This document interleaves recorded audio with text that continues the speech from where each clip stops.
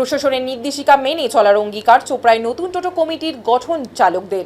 আজ চোপড়া কালাগাছ আলোরণী ময়দানে চোপড়া এলাকায় মোট ৩০০রও বেশি টোটো চালকদের নিয়ে একটি কমিটি গঠন করে নিজেরাই। আগামীতে এই টোটো কমিটির সিদ্ধান্ত অনুযায়ী নানান কর্মসূচি গ্রহণ করা হবে।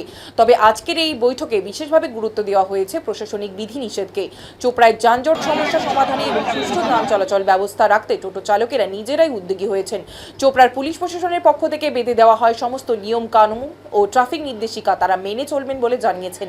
এই দিনের বৈঠকে টোটো চালক সংগঠনের সদস্যরা জানান, চোপড়া জুড়ে যানজট রুখতে প্রশাসন যে রুট নির্ধারণ করে দেবেন তারা সেই অনুযায়ী টোটো চালাবেন। যদি কেউ কমিটির সিদ্ধান্তের বিরুদ্ধে গিয়ে কাজ করেন সেই দিকে কমিটি বিশেষভাবে নজরদারি চালাবে।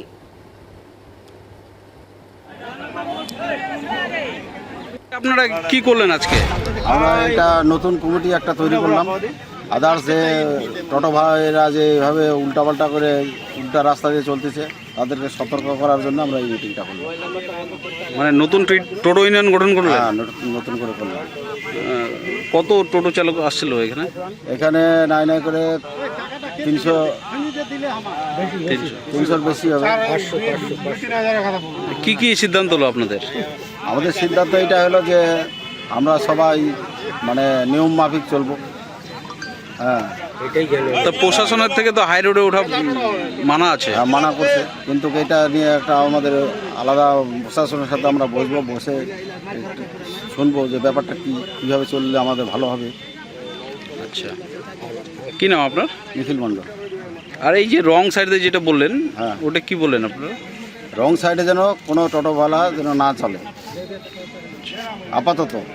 তারপরে প্রশাসন নিয়ে আমরা বসবো, প্রশাসনের কাছে আমরা জানাবো জিনিসটা, ওদের কাছে বসবো, বসে ওনারা কীভাবে চলতে আমাদের বলতেছে। না আপনাদের মানে আপনাদের পক্ষ থেকে কি কোনো অ্যাকশন নেওয়া হবে যারা রং সাইডে চলবে? হ্যাঁ, নিশ্চয়ই নেওয়া হবে। হ্যাঁ, নিশ্চয়ই নেওয়া। কি নাম আপনার? নিখিল মণ্ডল। কোন দায়িত্বে আছেন আপনি টোটো ইউনিয়নে? আমি আছি আপনারা কি করলেন আজকে?